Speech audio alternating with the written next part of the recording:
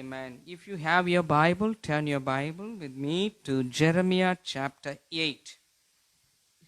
உங்களிடத்துல வேத புத்தகம் இருக்குமானால் வேத புத்தகங்களை எடுத்துக்கொண்டு எரேமியா 8வது அதிகாரம் 22வது வசனத்துக்கு நேராய் திருப்போம். Amen. Turn your Bibles with me to Jeremiah chapter 8 verse number 22. Jeremiah 8:22. I would like to read it in English and my wife will read it in Tamil, and after that we will tell you what is the background of this prophecy. இதை நான் தமிழிலும் ஆங்கிலத்திலும் வாசித்த பிறகு இந்த தீர்க்க தரிசனத்திற்கு இந்த வார்த்தைக்கு பின்னாக என்ன உள்ளது அப்படிங்கறத நம்ம பார்ப்போம். Is there no balm in Gilead? Is there no physician there? Why then has the health of the daughter of my people not been restored?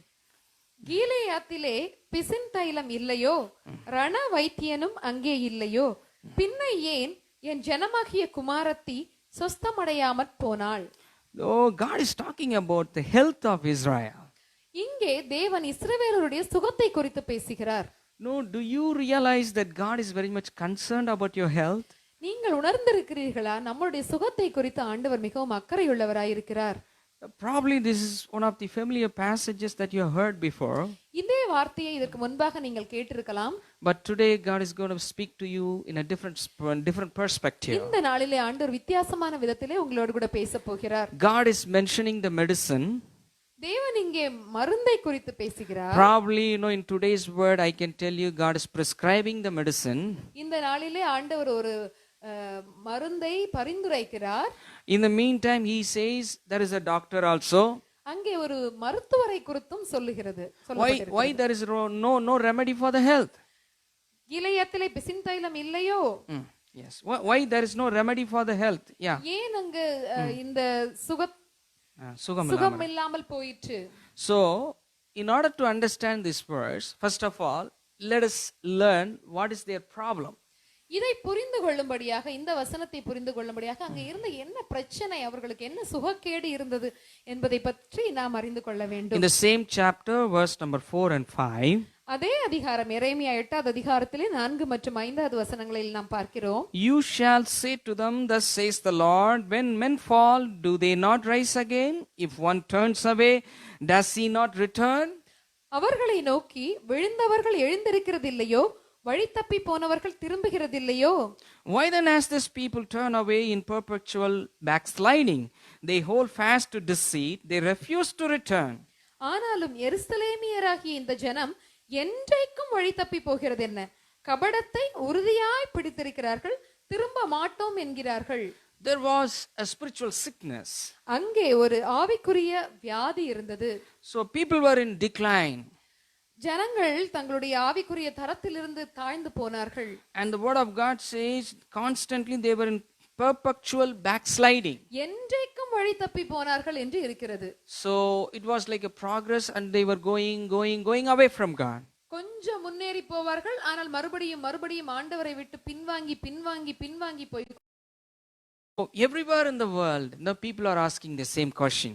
உலகத்துல எல்லா இடங்களிலும் ஜனங்கள் இந்த கேள்வியை கேட்டுக்கொண்டிருக்கிறார்கள். Is there a remedy or cure for this disease now?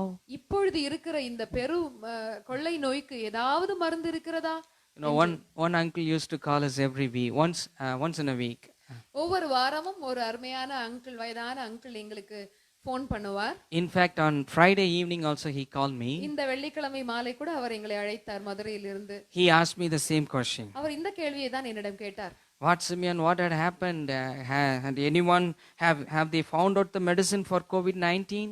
Our phone பண்ணி கேட்டார், என்ன Simeon, யாராவது ஏதாவது மருந்து கண்டுபிடிச்சிட்டாங்களா, இன்னும் கண்டுபிடிக்கலையா என்று கேட்டார்.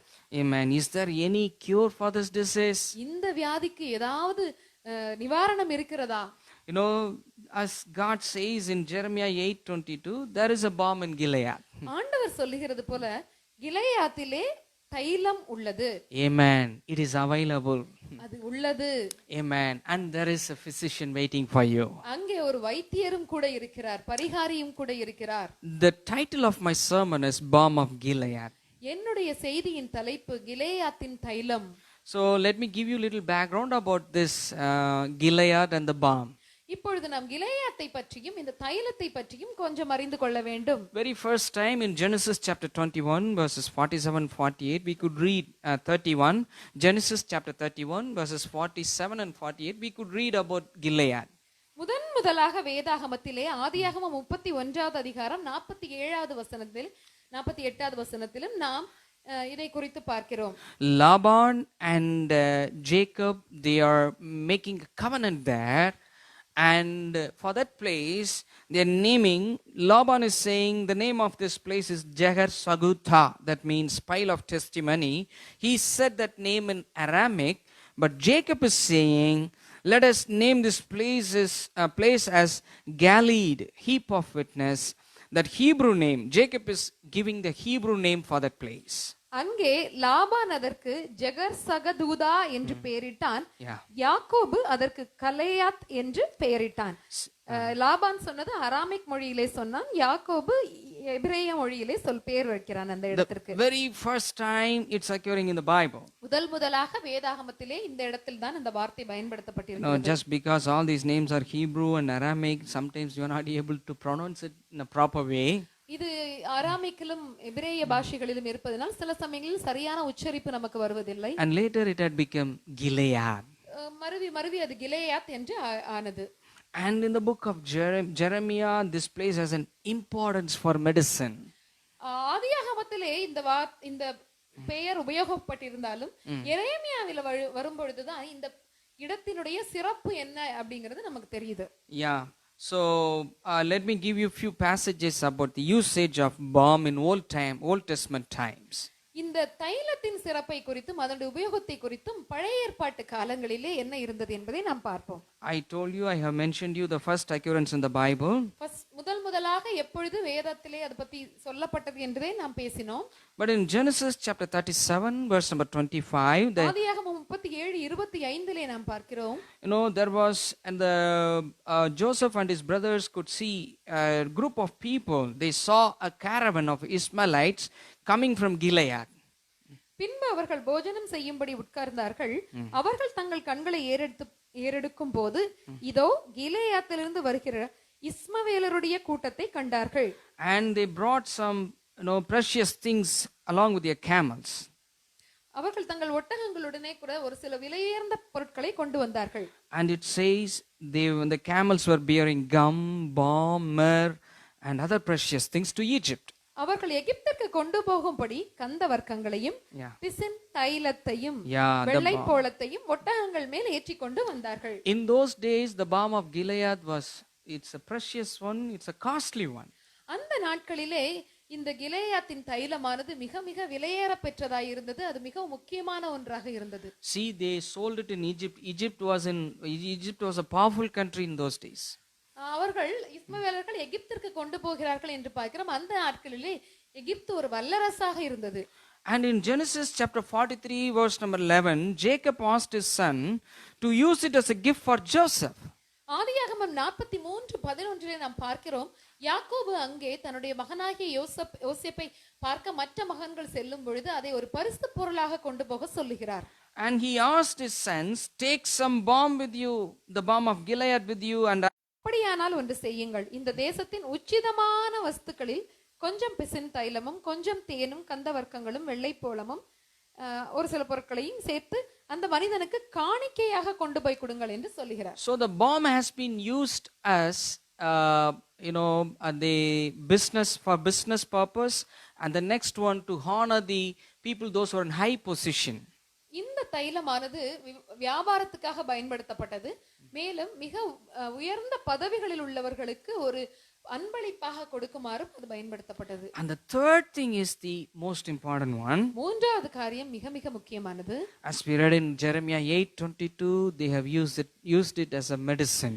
எரேமியா 8:22 நாம் படிக்கிறது போல கிலேயாத்திலே பிசின் தைலம் இல்லையா, அது ஒரு மருத்துவ குணம் உள்ளதாக நாம் வாசிக்கிறோம். In Jeremiah chapter 46 verse number 11, எரேமியா 46:11 நாம் வாசிக்கிறோம். And the prophecy, it goes like this: go up to Gilead and take balm, O virgin, daughter of Egypt. In vain you have used many medicines, there is no healing for you. எரேமியா 46:11 நாம் வாசிக்கிறோம், எகிப்தின் குமாரத்தியாகிய கன்னிகையே, நீ கீலேயாத்துக்கு போய் பிசின் தைலம் வாங்கு. திரளான அவிழ்தங்களை நீ கூட்டுகிறது விருதா, உனக்கு ஆரோக்கியம் உண்டாகாது. You have tried many medicines and you are planning to buy some more medicines also. நீ ஏற்கனவே நிறைய அவிழ்தங்களை, அதாவது மருந்துகளை உபயோகித்து விட்டாய், இன்னும் ஒரு சிலவற்றை வாங்க வேண்டும் என்று யோசிக்கிறாய். But go up to Gilead, that's the only remedy for you. ஆனால் நீ கீலேயாத்திற்கு போய் தைலத்தை வாங்க, அதுதான் உனக்கு சுகமளிக்கும் என்று பார்க்கிறோம். God was very much sure about the medicinal effect in Gilead balm. இந்த வசனத்தின்படி தேவன் அந்த கிலேயாத்தின் தைலத்தின் மருத்துவ குணத்தை மிகவும் உறுதியாய் நம்பினார். So he was very much sure about that one. அவருக்கு நிச்சயமாய் தெரியும். So the meaning of the word balm is little different in Hebrew Bible. எபிரேய வேதாகமத்திலே பார்க்கும் பொழுது இந்த தைலத்திற்கான அர்த்தம் சிறிது வித்தியாசமாக இருக்கிறது. The word ha zore, another word, Hebrew word S-O-R-E or Z-O-R-E is coming, zore. ஹாட் ஜோரி என்ற வார்த்தை எபிரேய வேதாகமத்திலே பயன்படுத்தப்பட்டுள்ளது இந்த தைலத்திற்கு. Yeah, if we are not able to say it properly, no problem. I have told you the pronunciation and the spelling of that Hebrew word.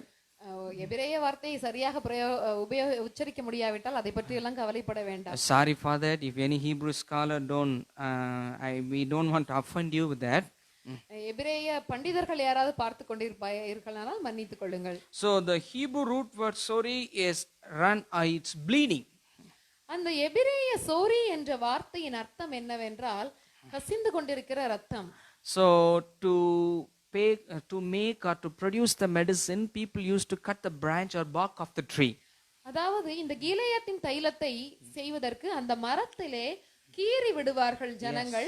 அந்த கீறி வரும்போது அதிலிருந்து அந்த பிசின் தைலமானது உருவாகி வடிந்து கொண்டிருக்கும். In English it says the balsam tree of Gilead. முசுக்கொட்டை மரம் என்று பால்சம் மரம் என்று சொல்லப்பட்டிருக்கிறது. So from that tree they cut the branch of the tree and it will bleed slowly. அந்த மரத்தின் கிளைகளை மற்றும் அதனுடைய மெயினான ட்ரங்கை கீறி விடும் பொழுது அதிலிருந்து அந்த பிசின் தைலம் கசிந்து வரும். So the balm means bleeding. எனவே இந்த தைலம் என்பது கசிந்து வரக்கூடிய இரத்தத்தை போன்றது. I would like to make a comparison here.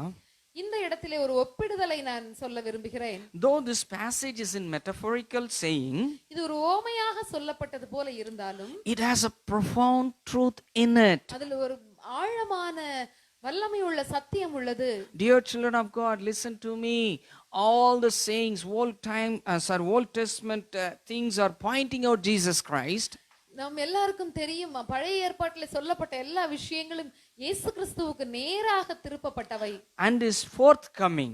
அவருடைய வருகையை குறித்தது. Many things are like shadow, which things are yet to happen in future.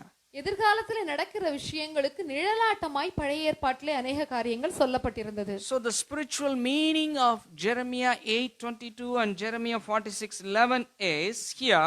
Let me tell you that spiritual meaning. இந்த எரேமியா 8வது அதிகாரம் 22வது வசனத்தின் ஆவிக்குரிய அர்த்தம் என்னவென்று நான் உங்களுக்கு சொல்லுகிறேன்.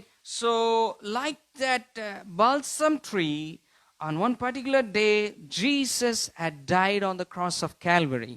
எப்படி அந்த மரத்தை கீறி அந்த தைலத்தை எடுக்கிறார்களோ அதுபோல இயேசு சிலுவையிலே தொங்கினார் கல்வாரியிலே. So he hung on the cross of Calvary. Kalvari மலையிலே சிலுவையிலே தொங்கினார்.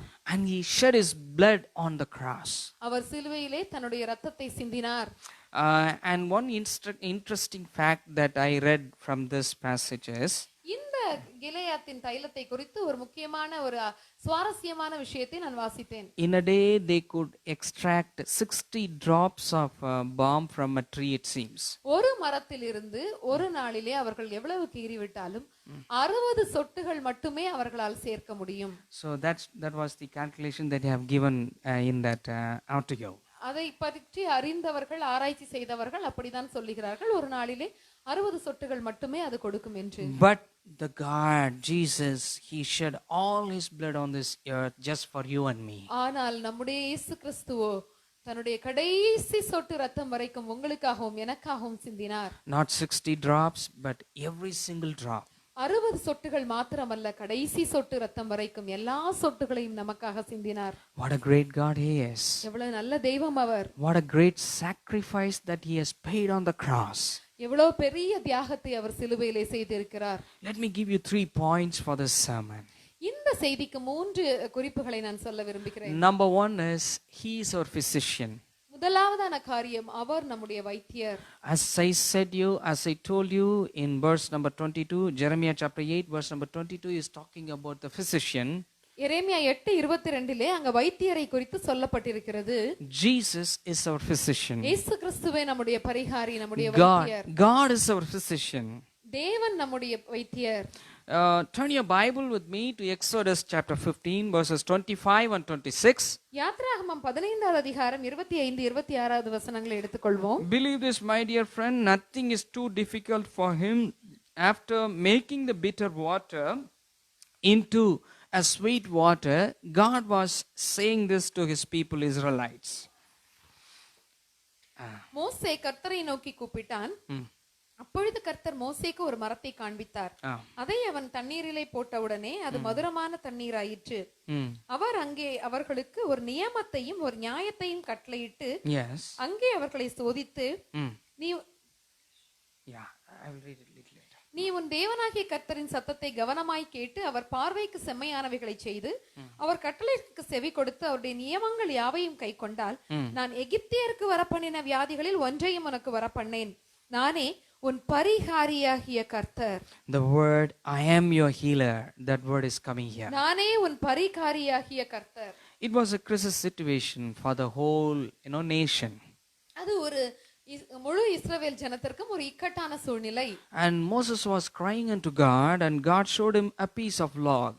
மோசஸ் கர்த்தரை நோக்கி கதறி கூப்பிட்ட பொழுது தேவன் அங்கே ஒரு மரக்கட்டையை காண்பிக்கிறார். And he threw it into the water and the water became sweet. அந்த மரக்கட்டையை தண்ணீரிலே போட்ட பொழுது அந்த நீர் சுவை மாறி அது இனிமையாக மாறிற்று. As the drink was ready to quench their thirst and God giving them a commandment.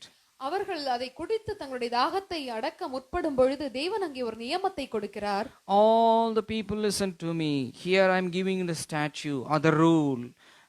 And he says, if you will diligently listen to the voice of the Lord your God and do that which is right in his eyes and give ear to his commandments and keep all his statutes, I will put none of the diseases on you that I put on the Egyptians, for I am the Lord your healer. Amen. நீ உன் தேவனாகிய கர்த்தரின் சத்தத்தை கவனமாய் கேட்டு அவர் பார்வைக்கு செம்மையானவைகளை செய்து அவர் கட்டளைகளுக்கு செவி கொடுத்து அவருடைய நியமங்கள் யாவையும் கை கொண்டால் நான் எகிப்தியருக்கு வரப்பண்ணின வியாதிகளில் ஒன்றையும் உனக்கு வரப்பண்ணேன் என்று சொல்லுகிறார். When Israelites were in Egypt, they were looking at Egyptians and we all know God struck them with a lot of plagues.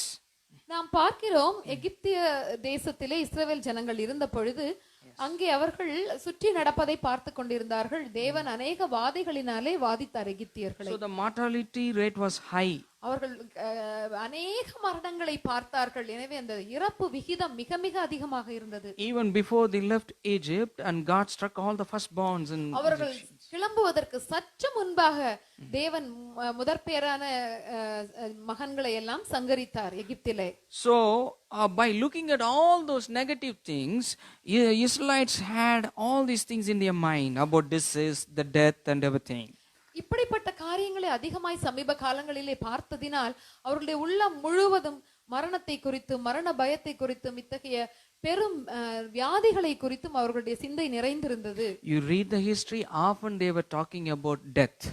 நாம் யாத்ராகமத்தை வாசித்து பார்த்தோம் என்றால் மிகவும் அடிக்கடி அவர்கள் மரணத்தை குறித்து பேசுகிறார்கள். Frequently they were talking about the graveyard. மிக மிக அடிக்கடி அவர்கள் கல்லறையை குறித்து பேசிக் கொண்டிருந்தார்கள். See, for example, they were standing in front of the Red Sea and they were questioning Moses and they were telling Moses, don't we have good graveyards in Egypt?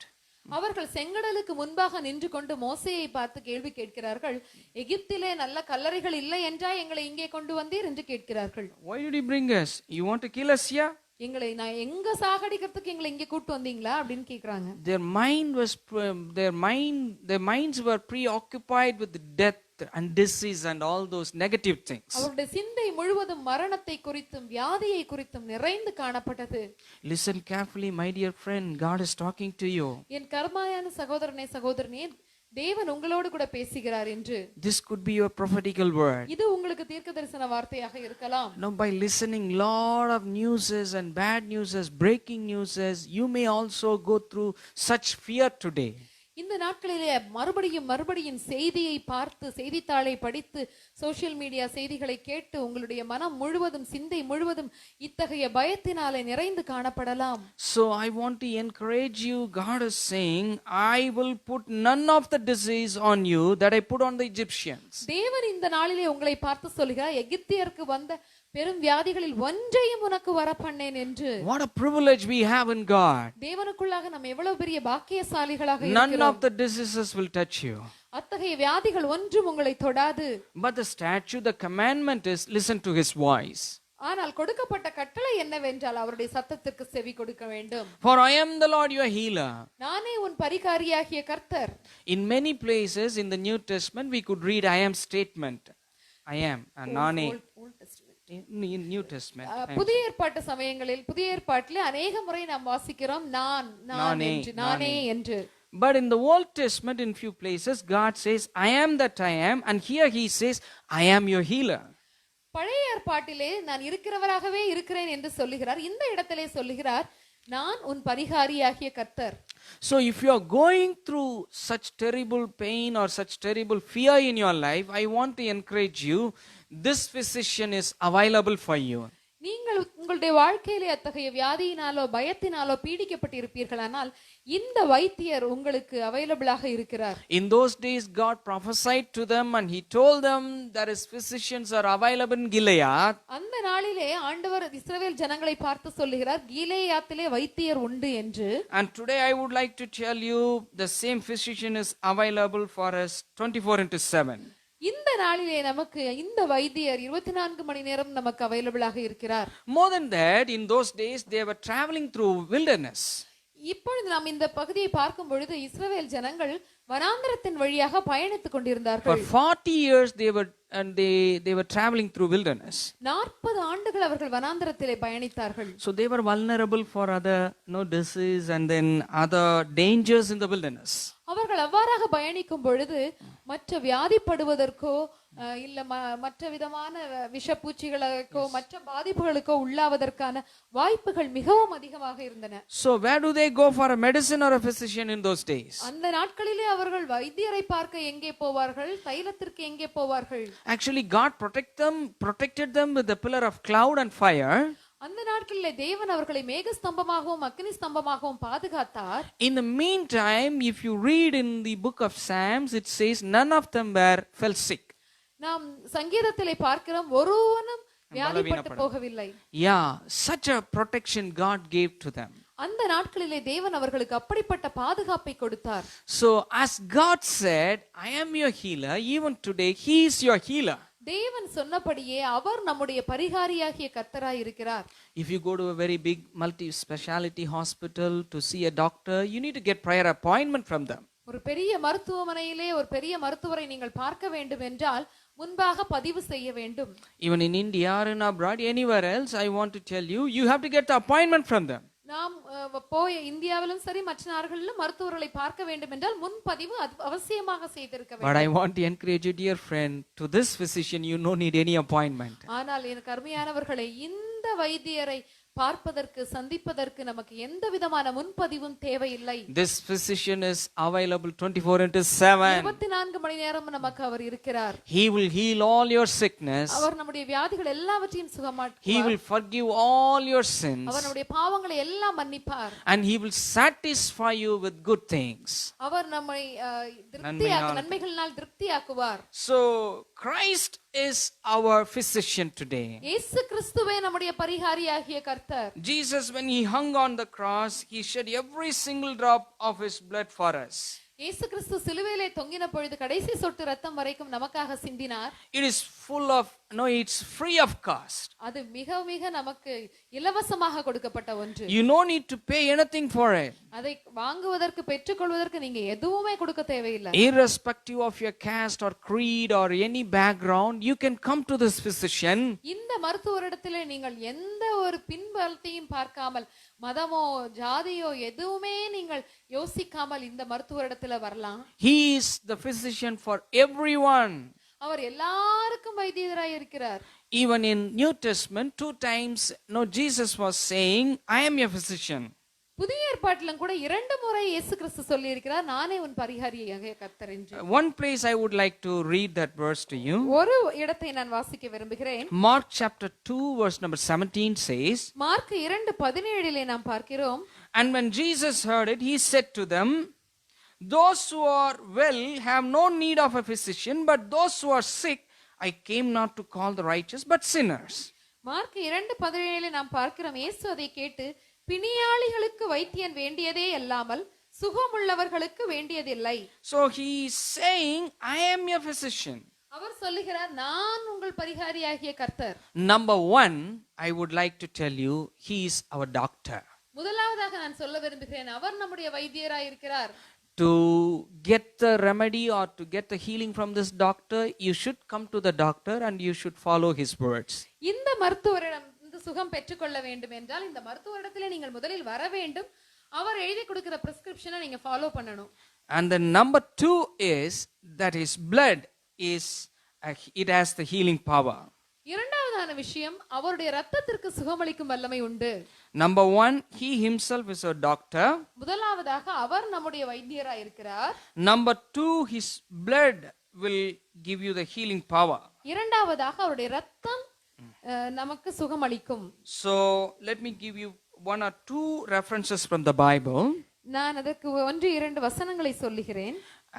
When we gave you the background of this passage, I told you about how they are cutting the tree and how they are extracting the balm from the tree. முதலாவதாக நான் சொன்ன பொழுது சொன்னேன், எவ்வாறாக அவர்கள் இந்த மரத்தை கீறி விட்டு அதிலிருந்து அந்த தைலத்தை எடுக்கிறார்கள் என்று.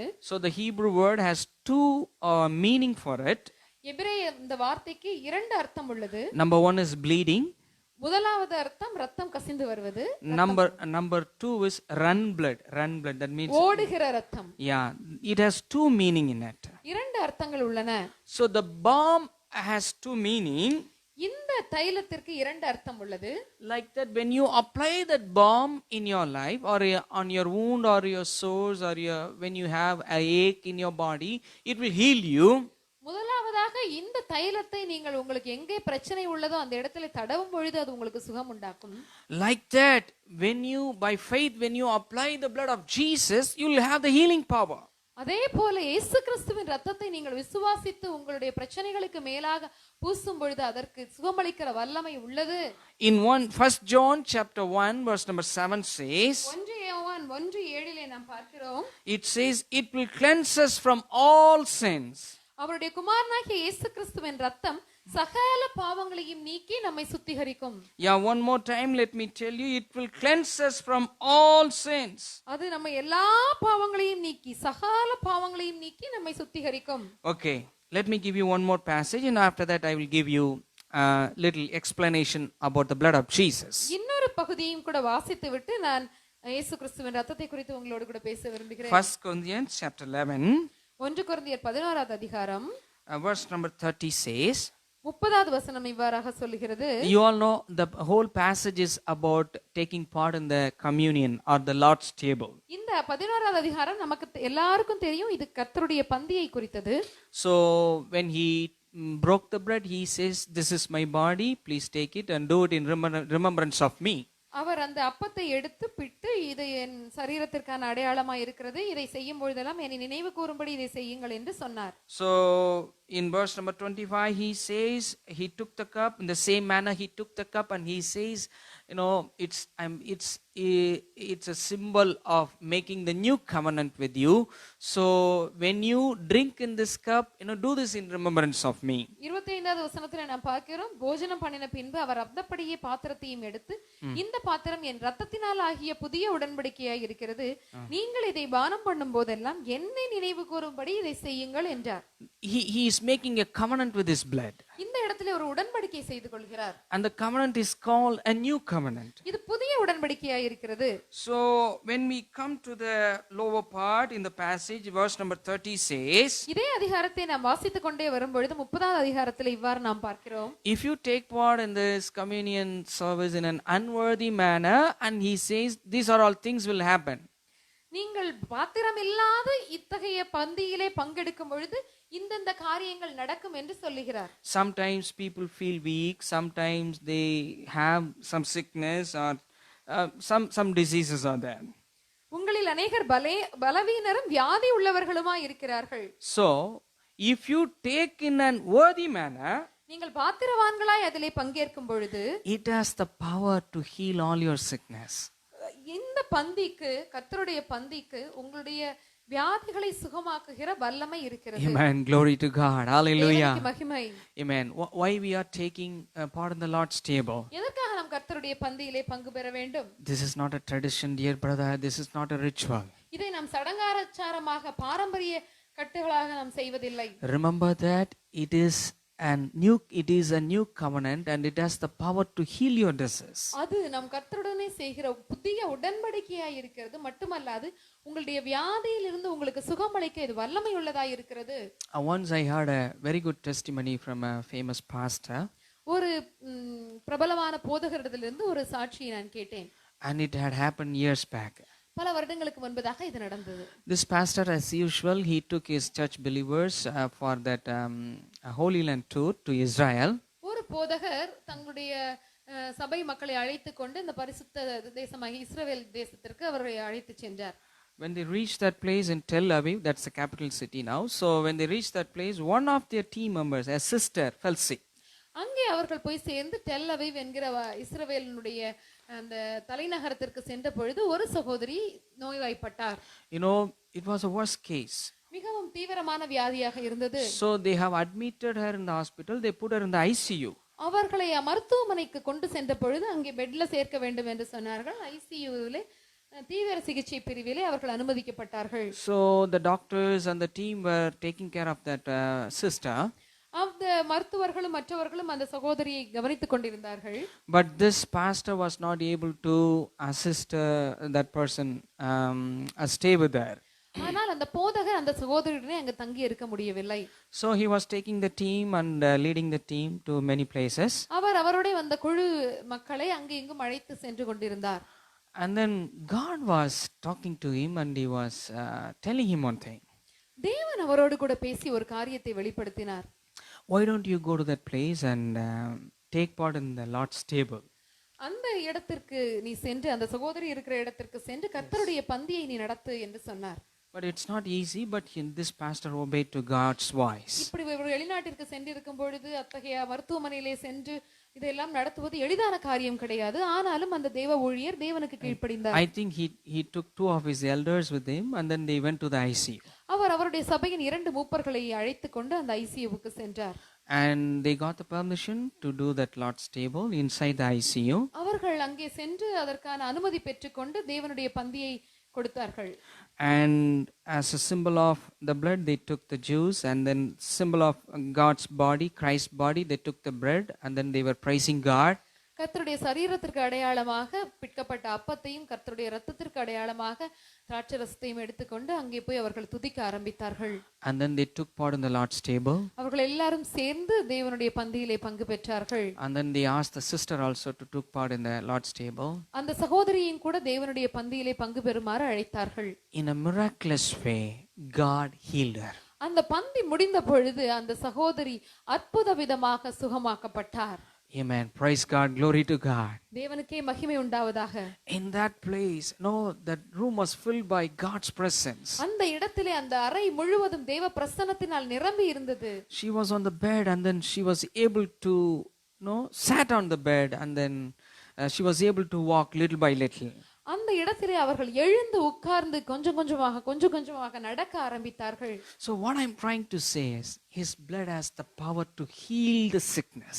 எனவே என்ன சொல்ல விரும்புகிறோம் என்றால் அவருடைய இரத்தத்திற்கு சுகமளிக்கும் வல்லமை உள்ளது. It has the power to sanctify your sin. அந்த இரத்தத்திற்கு நம்முடைய பாவத்தை நிவர்த்தி செய்கிற வல்லமை உள்ளது.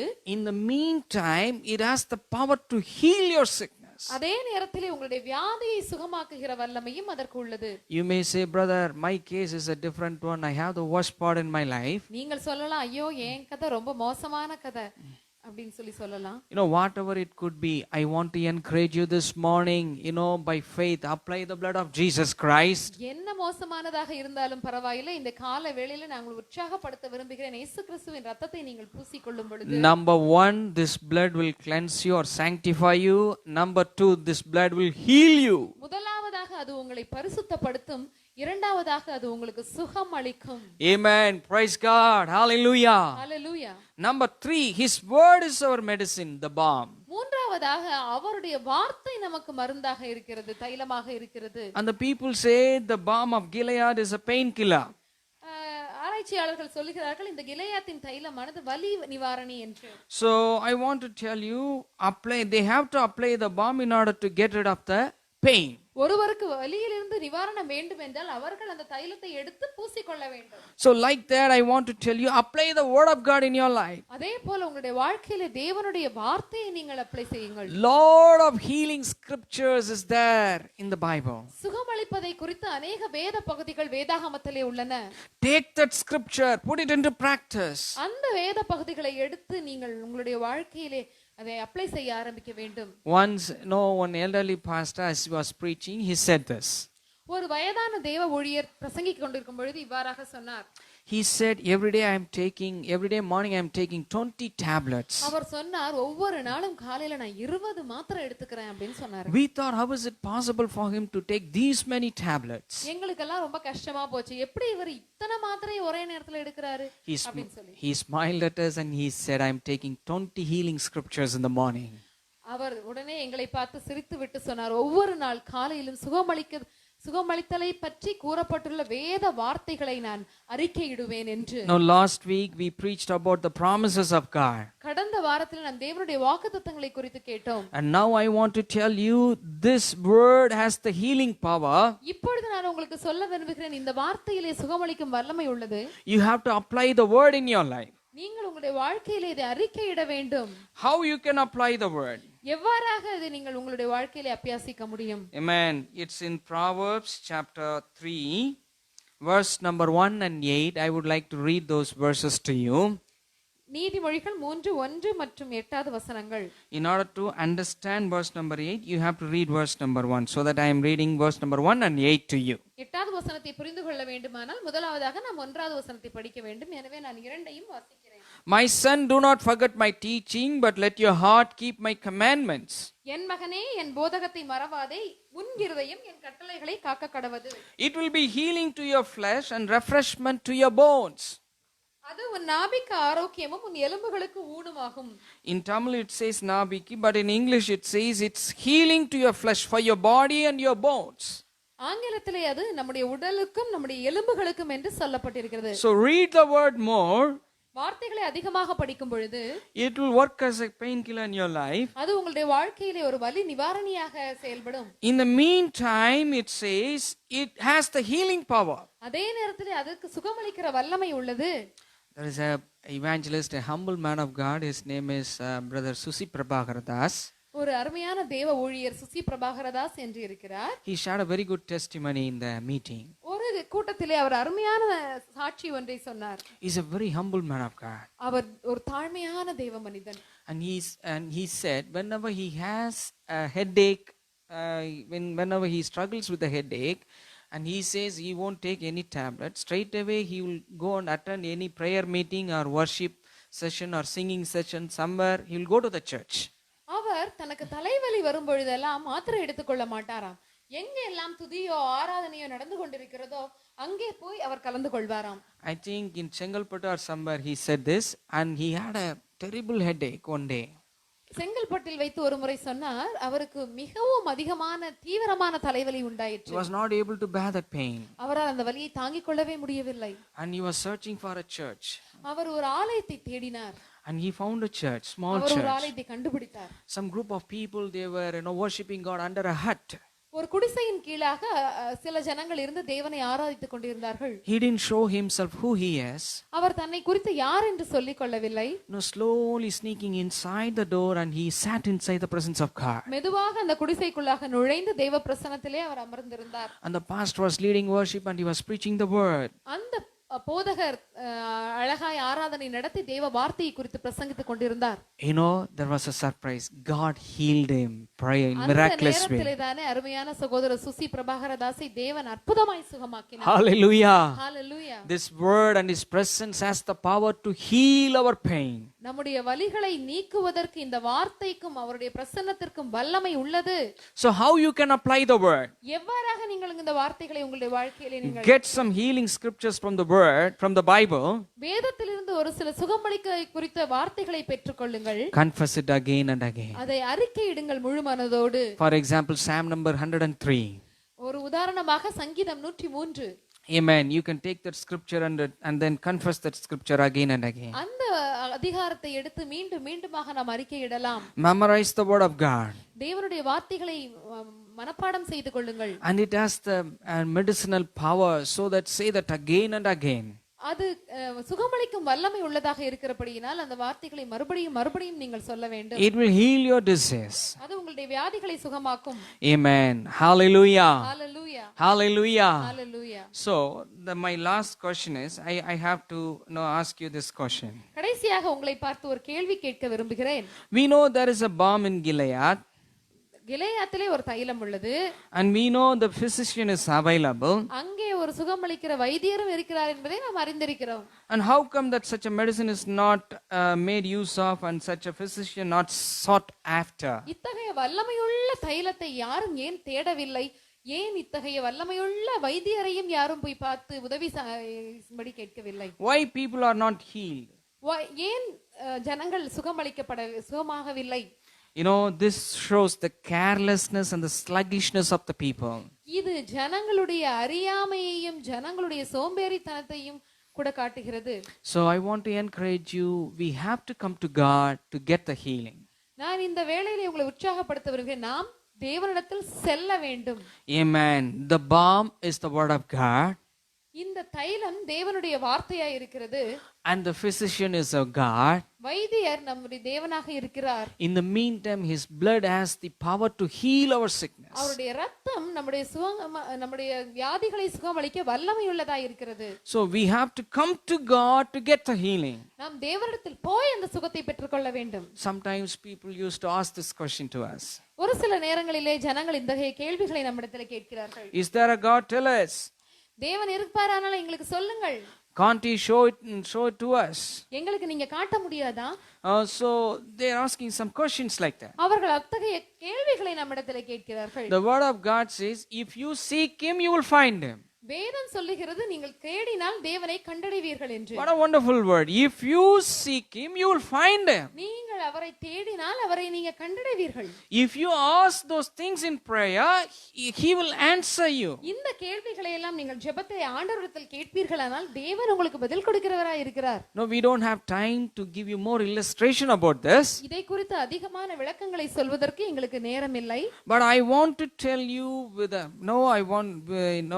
I would like to request you, please come to God to get the healing. நான் இப்பொழுது உங்களை பார்த்து வேண்டிக் கொள்கிறேன், உங்களுக்கு சுகம் வேண்டுமானால் நீங்கள் தேவனை நோக்கி வர வேண்டும். Please come to God to get the healing. தேவனிடத்தில் வந்து உங்களுடைய சுகத்தை பெற்றுக்கொள்ளுங்கள். Please get the word from God to apply it in your life. உங்களுடைய வாழ்க்கையிலே அபியாசிக்கும்படியாக தேவனிடத்திலிருந்து வார்த்தைகளை பெற்றுக்கொள்ளுங்கள். Amen. His word is the balm of Gilead. அவருடைய வார்த்தை தான் கிலெயாத்தின் பிசின் தைலமாய் இருக்கிறது. And he is our physician. அவர்தான் நம்முடைய ரண வைத்தியராய் இருக்கிறார். His blood has the power to heal our sickness. அவருடைய இரத்தம் நம்முடைய சகல பாவங்களையும் நீக்கி நம்மை சுத்திகரிக்கும். Let us apply his word in his life. Let us apply his blood by faith. Let us apply his blood in our life. நாம் விசுவாசத்தோட அந்த இரத்தத்தை நம்முடைய வாழ்க்கையிலே நாம் அணிந்து கொள்வோம். Amen. With this word of God, we would like to close the message ஒரு today. வார்த்தையை வாசித்து நாம் தேவனுடைய இந்த செய்தியை முடிப்போம். Isaiah chapter 55 verse number 1 says, ஏசாயா 55:1 நாம் வாசிக்கிறோம். "Come everyone who thirsts, come to the waters. And he who has no money, come buy and eat. Come buy wine and milk without money and without price." ஓ தாகமாய் இருக்கிறவர்களே, நீங்கள் எல்லாரும் தண்ணீர்கள் அண்டைக்கு வாருங்கள். பணமில்லாதவர்களே, நீங்கள் வந்து வாங்கி சாப்பிடுங்கள். நீங்கள் வந்து பணமும் இன்றி விலையும் இன்றி திராட்சரசமும் பாலும் கொள்ளுங்கள். Yo, come to God. Those who are thirsty, come to him. தாகமாய் இருக்கிறவர்களே, நீங்கள் தேவனிடத்திலே வாருங்கள். Amen. You will get the healing. நீங்கள் சுகத்தை பெற்றுக்கொள்வீர்கள். My dear friend, this is what my request to you. Please come to God. என்னுடைய அன்பான நண்பனே, இந்த காலை வேளையிலே என்னுடைய விண்ணப்பம் இதுதான். தயவு செய்து தேவனிடத்திலே வாருங்கள். In those days they had the balm of Gilead. அந்த நாட்களிலே கிலெயாத்தின் தைலம் அவர்களுக்கு இருந்தது. And today we have his word and himself available. இந்த நாளிலே நமக்கு சுகமளிப்பதற்கு தேவன் அவரே இருக்கிறார். அவருடைய வார்த்தையும் அவருடைய இரத்தமும் நமக்கு இருக்கின்றன. With this chorus we would like to pray for you. இப்பொழுது நாம் கோரஸை பாடி நாம் ஜெபிப்போம். You are the Lord that healeth me. You are the Lord my healer. You sent your word and healed my disease. You are the Lord my healer. One more time. You are the Lord that healeth me. You are the Lord my healer. You sent your word and healed my disease. You are the Lord my healer. Heavenly Father, one more time we bow before you. பரலோக பிதாவே, ஒருமுறை கூட நாங்கள் பணிந்து கொள்கிறோம். We honor you, King of Kings. ராஜாதி ராஜாவே, உம்மை நாங்கள் மகிமைப்படுத்துகிறோம். At this moment we pray for our friends now. இந்த காலை வேளையிலே எங்கள் நண்பர்களுக்காக ஜெபிக்கிறோம். Father, you touch them and heal them, O God. அவர்களை நீ தொட்டு சுகமாக்க வேண்டுமாய் ஜெபிக்கிறோம். People are there listening to the word with various kinds of needs, O God. இந்த வார்த்தைகளை பல்வேறு தேவைகளுக்கு மத்தியிலே கேட்டுக்கொண்டிருக்கிற ஜனங்கள் இருக்கிறார்கள். Holy Spirit, touch them. பரிசுத்த ஆவியானவரே, அவர்களை தொடுவீராக. You are our physician, touch them. நீரே எங்களுடைய வைத்தியர், அவர்களை தொடுவீராக. And your word is the healing balm. Let your word heal them, O God. உம்முடைய வார்த்தை தான் எங்களுக்கு கிலெயாத்தின் தைலம். Lord, as your word says, you send forth your word and heal all our disease and sickness, O God. உம்முடைய வார்த்தை சொல்லுகிறபடி உம்முடைய வார்த்தையை அனுப்பி சுகமாக்குகிற தேவனாய் இருக்கிறீர். Heal them completely, O God. சுகமளிப்பீராக. Amen. Let them receive the healing in Jesus. எங்களுடைய ஜனங்கள் உம்முடைய சுகத்தை உம்முடைய கரங்களிலிருந்து பெற்றுக்கொள்வார்களாக. In Jesus' name, let there be miracle. இயேசுவின் நாமத்திலே அற்புத அடையாளங்கள் நடப்பதாக. Hallelujah. Hallelujah. Hallelujah. Hallelujah. Amen. Heavenly Father, we pray for other people also. நாங்கள் மற்ற ஜனங்களுக்காக ஜெபிக்கிறோம். Those who are not able to attend the service, we pray for them. இந்த நாளிலே எங்களோடு கலந்து கொள்ள முடியாத ஜனங்களுக்காக நாங்கள் ஜெபிக்கிறோம். Lord, meet all their needs, O God. அவருடைய தேவைகள் எல்லாவற்றையும் தேவன் சந்திப்பீராக. Speak to them, O God. அவர்களுடன் பேசுவீராக. Amen. Thank you, Jesus. நன்றி இயேசுவே. We pray for our church members. We pronounce the peace upon them. எங்களுடைய ஆலயத்தில் உள்ளவர்களுக்காக நாங்கள் ஜெபிக்கிறோம். அவர்களுக்கு சமாதானத்தை நாங்கள் பிரகடனப்படுத்துகிறோம். We speak blessings, heavenly blessings upon them. பரலோக ஆசீர்வாதங்களை நாங்கள் பிரகடனப்படுத்துகிறோம். We speak prosperity upon them. அவர்களுக்கு சகலவிதமான ஆசீர்வாதங்களையும் நாங்கள் சொல்லுகிறோம். Let them have a blessed and great week ahead, O Father. இந்த வாரம் அவர்களுக்கு ஆசீர்வாதமான வாரமாக அமையட்டும். Amen. We give you glory, honor and praise. இயேசுவே, உமக்கே சகல துதியும் கனமும் மகிமையும் செலுத்துகிறோம். In Jesus' name we pray, amen. இயேசுவின் நாமத்தில் பிதாவே. May the grace of our God and love of our Father and the sweet communion of the Holy Spirit be with us forever and ever. Amen. Amen.